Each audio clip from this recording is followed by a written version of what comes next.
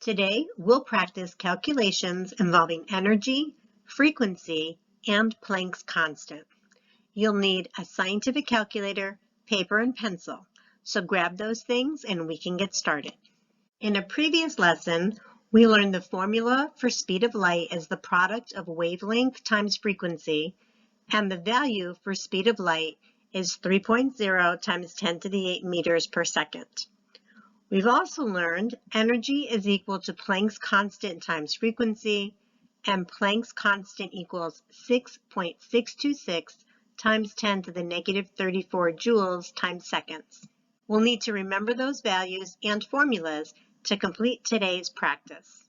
Our first problem asks, what is the energy of a photon of X-ray radiation with a frequency of 7.49 times 10 to the 18 waves per second, or hertz? Make a givens list, write out the formula you will use, then substitute your givens into the formula to solve. Be sure to show all your work. Pause the video while you're working, then start the video up again when ready. We always start with a givens list. We're given the frequency is 7.49 times 10 to the 18 waves per second, or hertz.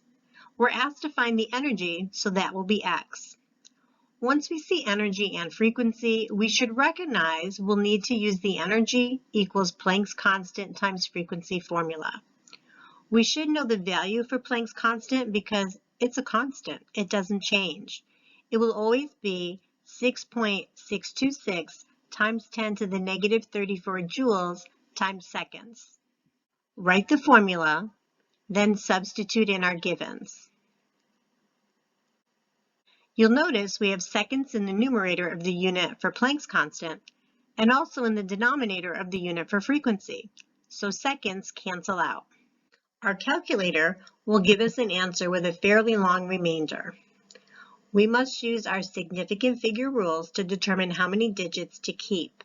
We only look to the given in the problem, 7.49 times 10 to the 18, which has 3 sig figs.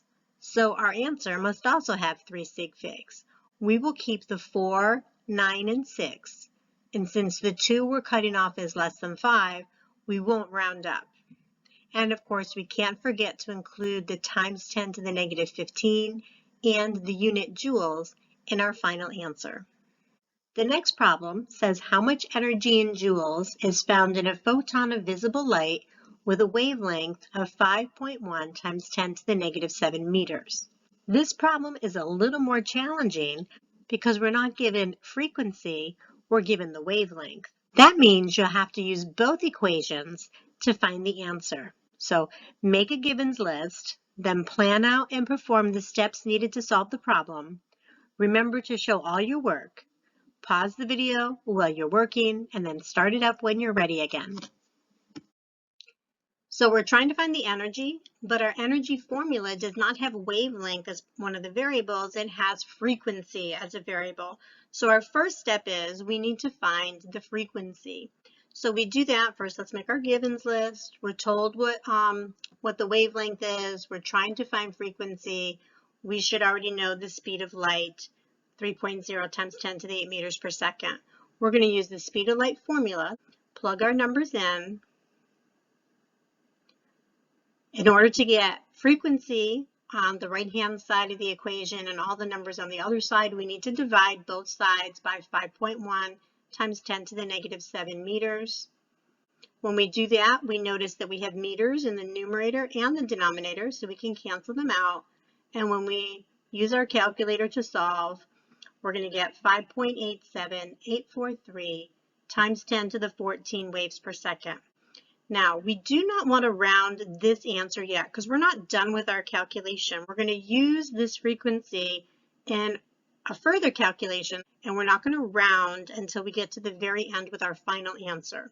So step 2 now is going to be to find the energy. Now that we know the frequency, we can find the energy using our energy formula. Energy equals Planck's constant times frequency. So we plug those numbers in. Planck's constant is a constant, so it's always the same.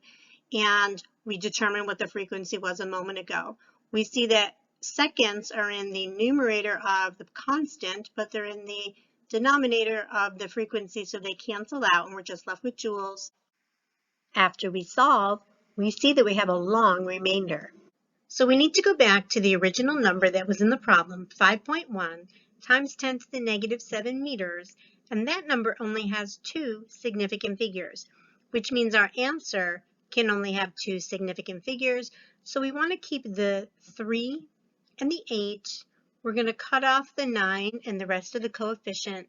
Since we're cutting off a 9, we're going to round the 8 that we're keeping up to a 9, and our final answer should be 3.9 times 10 to the negative 19 joules. Thank you so much for joining me for this practice today. Keep practicing because the more problems you solve, the easier they become. And I hope to see you soon.